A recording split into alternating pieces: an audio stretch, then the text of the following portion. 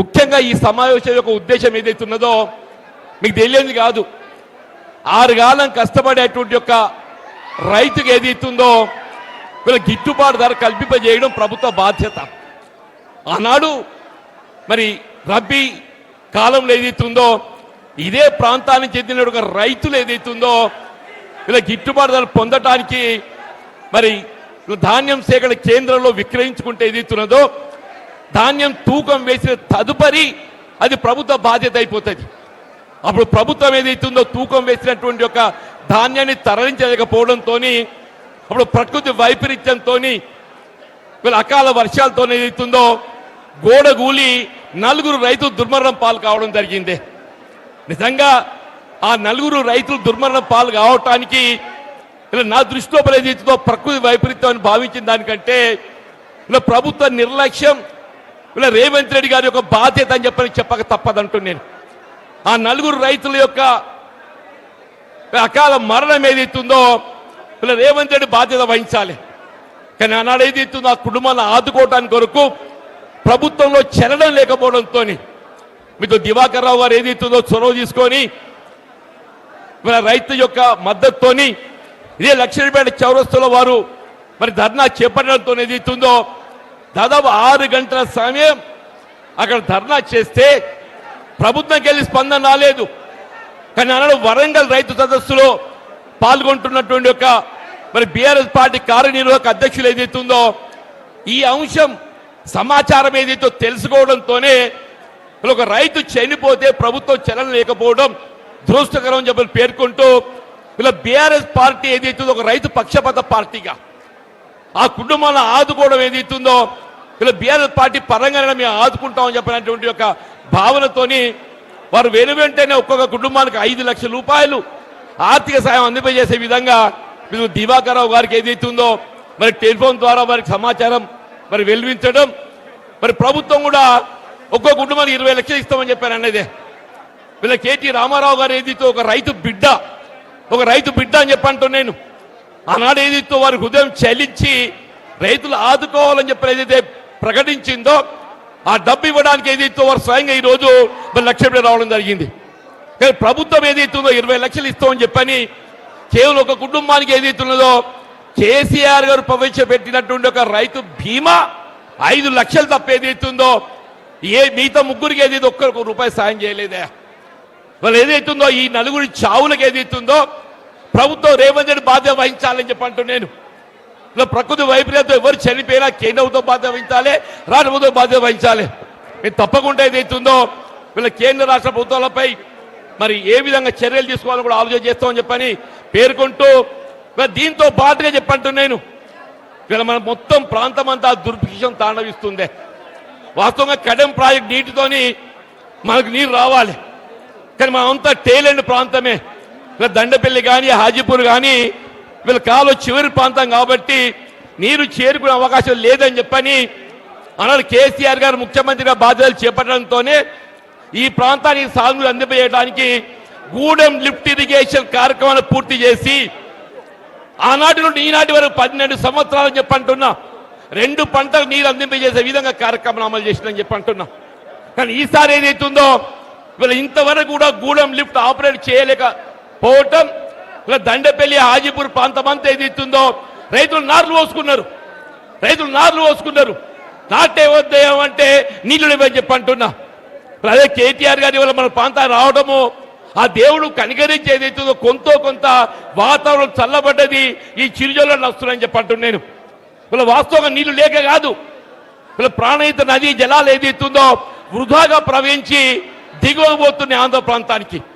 ఆ నీటిని ఏదైతే కన్నపల్లి పంప్ హౌస్ నుండి మనం ఎత్తిపోసుకునే అవకాశం ఉంది అని స్వయంగా కేటీఆర్ గారు ఏదైతున్నదో కన్నపల్లి పంప్ హౌస్ సందర్శించి ఎప్పుడైతే 93.5 మీటర్ లెవెల్ మన ప్రవాహం ఉంటుందో నీటిని ఎగువ అన్నారం సుందిళ్ళ ఎత్తిపోసి ఎల్లంపల్లి ద్వారా మొత్తం రాష్ట్రాన్ని సుభిక్షం చేయడంతో పాటుగా మన గూడెం లిఫ్ట్ ఇరిగేషన్ కూడా ఆపరేట్ చేసే అవకాశం ఉంది. దురదృష్టం ఏంటంటే వీళ్ళ రేవంత్ రెడ్డి ఏదైతే కేవలం కక్షపూరితంగా వీళ్ళు ఎక్కడ కన్నపల్లి పంప్ హౌస్ ఆపరేట్ చేస్తే వీళ్ళ కాళేశ్వరం ప్రాజెక్ట్ ఏదైతుందో ఇవాళ అది మన ప్రాంతాలంతా సుభిక్షం చేస్తుంది. మళ్ళీ కేసీఆర్ గారికి ఎక్కడ పేరు వస్తుందో చెప్పని ఒక కుట్రపూరితంగా, ఒక కక్షపూరితంగా, వీళ్ళ ఈర్ష్యా ద్వేషాలతో ఏదైతుందో వీళ్ళ కన్నెపల్లి పంప్ హౌస్ ఆపరేట్ చేయడం లేదని చెప్పి అంటున్నాం. ఇలా మొత్తం సాంకేతిక నిపుణులు అందరూ కూడా ఏదైతున్నదో కన్నెపల్లి పంప్ హౌస్ ఆపరేట్ చేయడానికి ఏ విధమైనటువంటి అభ్యంతరాలు లేవు, ఆటంకాలు లేవని చెప్పి అంటున్నాం. ఎవరైనా ప్రభుత్వం ముఖ్యమంత్రికి ఏదైతుందో పాజిటివ్ దృక్పథం ఉండాలనే, నీకు పాజిటివ్ దృక్పథమే లేదని చెప్పి అంటున్నాం. ఏమనంటే ఎన్డీఎస్ఏ అంటాడే, national dam safety authority.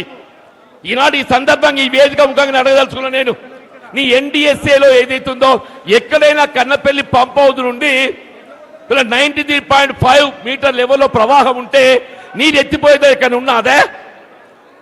NDSA report ఏదైతున్నదో Yellapalli barrage ఏదైతుందో మరమ్మతులు చేపట్టేంత వరకు నీటి నిల్వ చేయకూడదని మాత్రమే పేర్కొన్నది. కానీ ఇక్కడ మేడిబెడ్డ మ్యారేజ్ కు సంబంధం లేకుండా కేవలం కన్నెపల్లి పంప్ హౌస్ నుండి 93.5 మీటర్ లెవెల్తో నీరు ఎత్తిపోసుకునే అవకాశం ఉంది.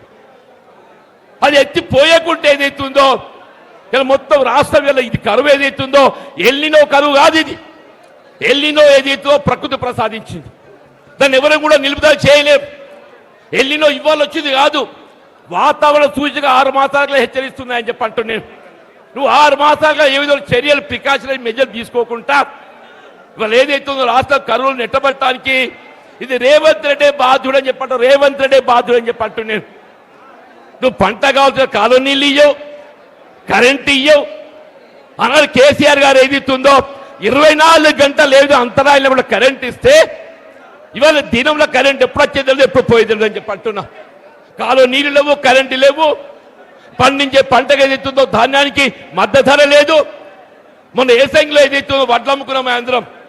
దయచేసి ఒక్కడు గుర్తు చేస్తున్నా, ఎవరైనా ఎక్కడైనా క్వింటల్కి 5 కిలోలు 6 కిలోలు కూడా తక్కువ తూకం చేసినారా? కోత వచ్చి లెగవేయలేదా? 5 కిలోలు అంటే ఎంతలే?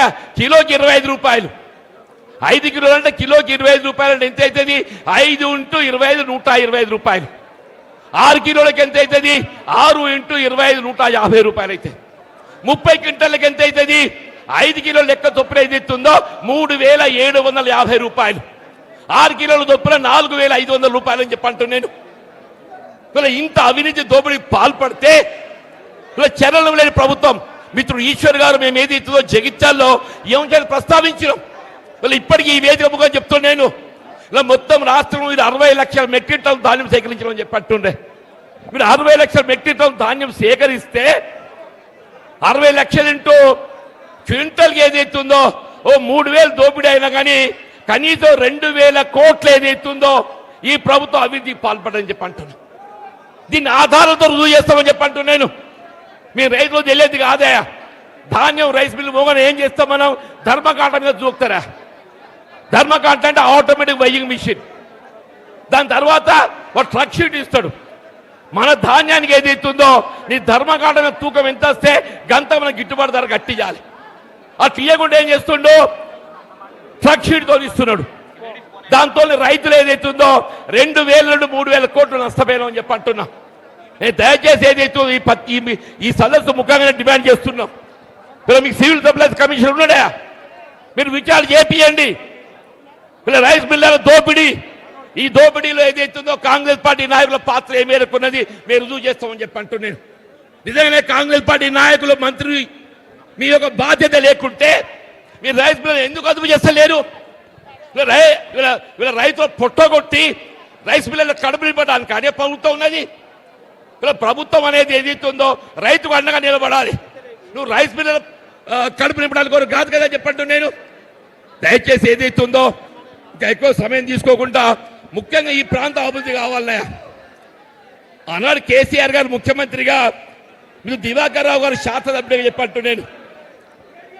మనకు అంతర్గామకి వెళ్ళి మంచిర్యాలకి ఏదైతుందో ఒక 164 కోట్లతో వంతెన మంజూరు చేపించిండే. 164 కోట్లతోని అది మంజూరే కాదు, టెండర్ పిలిచిండు, పనులకు ఉపక్రమించిందని చెప్పి అంటున్నాను. ఇలా ఎమ్మెల్యే ఏదైతుందో నువ్వు అంతకన్నా మంచి పని చేయవా? నీ దివాకర్ రావు గారు కోపం ఉన్నట్టయితే నువ్వు అంతకన్నా మంచి పని చేయి. ఇవాళ అంతర్గామ మంచిర్యాల వంత నిర్మాణం చేస్తే ఇలా చంద్రాపూర్ నాగపూర్ పోవడానికి 20 కిలోమీటర్ దూరం తక్కువైతుందా? 20 కిలోమీటర్ దూరం తక్కువైతే అని చెప్పాడు. రోజు వేలాది ఏదైతుందో హైవే వెహికల్ ప్రయాణం చేస్తాయి. 164 కోట్లు ఏదైతుందో కేవలం సంవత్సర కాలం లోపలనే మనం దాని విలువ తీరిపోతుండే. వాళ్ళు ఏదైతుందో వీళ్ళ ఎమ్మెల్యే అనేటోడు ఏదైతుందో నువ్వు మంచి పని చేయి. దివాకర్ రావు కోపంతో ఆయన కక్షతో ఏదైతున్నదో 160 కోట్ల వంత ఇవ్వండి. 2.5 సంవత్సరాలు గడుస్తుంది, 30 మాసాలు గడుస్తుందని చెప్పి అంటున్నాం. నేను దయచేసి కేటీఆర్ గారి విజ్ఞప్తి ఏంటంటే రేపు బీఆర్ఎస్ ప్రభుత్వం ఎట్లా రాబోతుంది, కేసీఆర్ గారు ముఖ్యమంత్రి కాబోతుందని చెప్పి అంటున్నాను. ఈ ప్రాంతమే కాదు తెలంగాణ మహారాష్ట్రకు అనుసంధానం చేసేటువంటి ఒక అంతర్గామ మంచిర్యాల వంతెన 164 కోట్లు కాదు, రేపు అంచనా వ్యయం పెరిగి 200 కోట్లు అయినా కానీ దాన్ని మీరు మొదటి సంవత్సరంలో ప్రాధాన్యతతో ఏదైతుందో మీరు మంజూరు చేపియాలని చెప్పని ఈ సభా వేదిక ముఖంగా నేను విజ్ఞప్తి చేస్తూ చెప్పంటున్నా. దయచేసి ఏదైతుందో ఇలా బీఆర్ఎస్ పార్టీ రైతు పక్షపాత పార్టీ, ఏనాడైనా రైతాంగానికి అండగా ఉంటుంది. ఇలా కేటీఆర్ గారు కేవలం ఆర్థిక సహాయం చేయడం కాదు, తాను ఒక రైతు బిడ్డగా రైతులకు అండగా ఉంటా అని చెప్పి తెలియజెప్పడానికి ఇలా ప్రత్యేకంగా వారు వచ్చేది అవుతుందో ఆ కుటుంబాలకు ఆత్మవిశ్వాసం నింపే విధంగా ఆర్థిక సహాయం పూనుకోవటం నిజంగా హర్షించేదగ్గ విషయం. ఈ హృదయపూర్వకంగా వారికి ధన్యవాదాలు, అభినందనలు తెలియజేస్తూ మరి ఇందులో నేను కూడా పాత్రదారులు అయినందుకు నాకు నిజంగా కూడా నాకు చాలా సంతోషం ఉందని మనం చేస్తూ సెలవు తీసుకుంటున్నా. జై తెలంగాణ, జై తెలంగాణ, కేసీఆర్ గారి నాయకత్వం, కేసీఆర్ గారి నాయకత్వం. దయచేసి ఇప్పుడు ఇక్కడ